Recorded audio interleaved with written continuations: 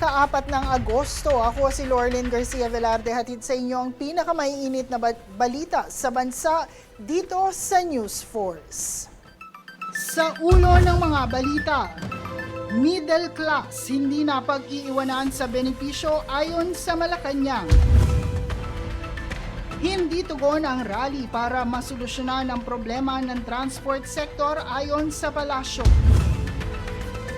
Presyo ng mga produktong petrolyo ngayong linggo, rollback. LPG, taas presyo.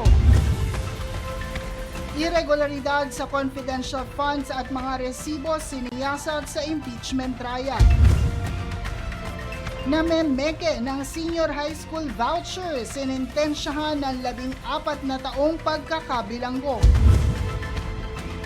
Alex Ayala nakamit ang kanyang unang WTA Tour title matapos masungkit ang kampyonato sa 2026 Mubadala DC Open.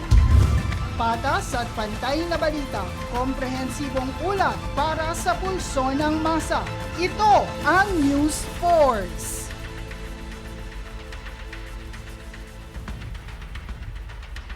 Hindi napag-iiwanan sa benepisyo ang mga nasa middle class ayon sa palasyo. Isa sa mga binigyang pansin ng Pangulo sa kanyang SONA ang mga hakbang para sa benepisyo para mapababa ang electricity costs, tax reforms, relief and incentives, kasama na rin ang healthcare and medical and financial assistance.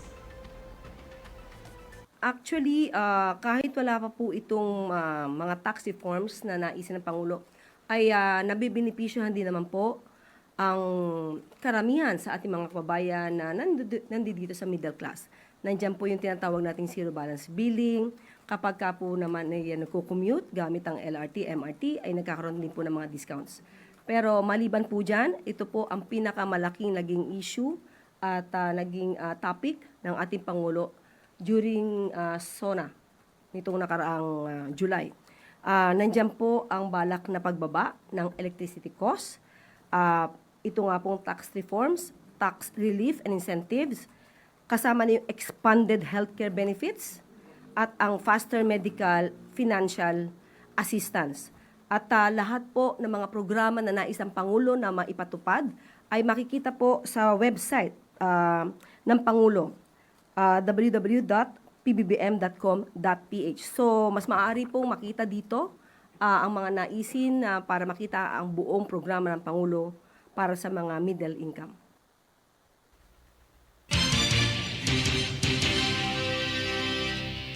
Samantala, hindi makakatulong ang mga rally para masolusyonan ang issue ng transport sector. Ayon sa palasyo, lalo lamang nahihirapan ang mga commuter sa ganitong gawain at ang kailangan ay ang pag-uusap at negosasyon. Ayon kay Yusek Castro, mas maganda na magkaroon ng maayos na dialogo. Muli, ang nais ng gobyerno, ang nais ng pamahalaan ay pag-uusap, negosasyon, makita kung ano ang daing at kung meron mang magkakaroon ng transport rally, hindi po kasi ito ang tugon, hindi ito ang sagot sa mga ganitong klaseng issue dahil mas mahihirapan lang din po ang ating mga commuters sa gagawin ganitong klaseng aksyon. Kayo naman po ay nadidinig ng gobyerno, mas maganda na magkaroon ng matahimik, maayos na dialogo. Hindi yung lagi tayo nasa daan dahil hindi po siya ang sagot sa ating mga issue sa ngayon.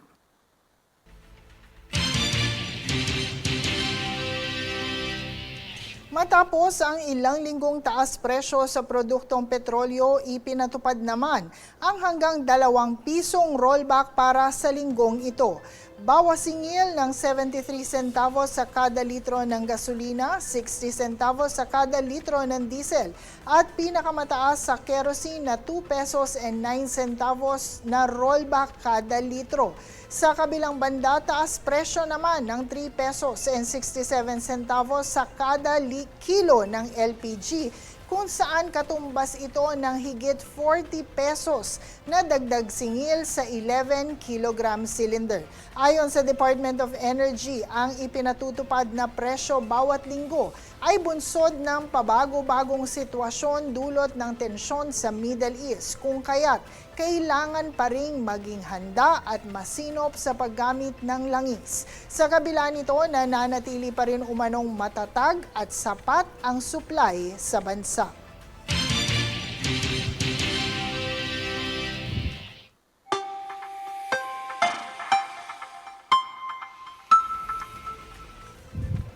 Sa ating ulat panahon, dalawang low pressure area o LPA gayon din ang southwest monsoon o habagat ang kasalukuyang nakakaapekto at nagdudulot ng mga pag-ulan sa malaking parte ng bansa, lalo na sa Luzon.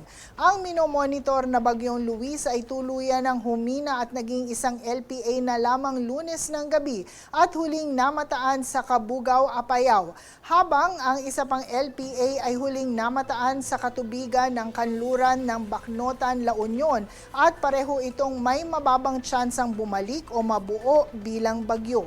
Magdudulot ang dalawang LPA ng katamtaman hanggang malakas na pag-ulan na may banta ng pagbaha at pagguho ng lupa sa Northern at Central Luzon, habang parehong panahon din ang mararanasan sa ilang bahagi ng Southern Luzon at westernmost portion ng Visayas, dulot naman ng habagat. Para naman sa nalalabing bahagi ng bansa, asahan ang maulap na panahon na may tsansa rin ng pag-ulan, bunsod ng localized thunderstorms. Susunod sa News Force. Irregularidad sa confidential funds at mga resibo sinisiyasat sa impeachment trial. Umano'y 5 million pesos smuggled cigarettes nasa kote sa Davao Oriental. Alex Ayala nakamit ang kanyang unang WTA Tour title matapos masungkit ang kampyonato sa 2026 Mubadala DC Open. Manatiling nakatutok para sa higit pang mga balita sa pagbabalik ng News Force.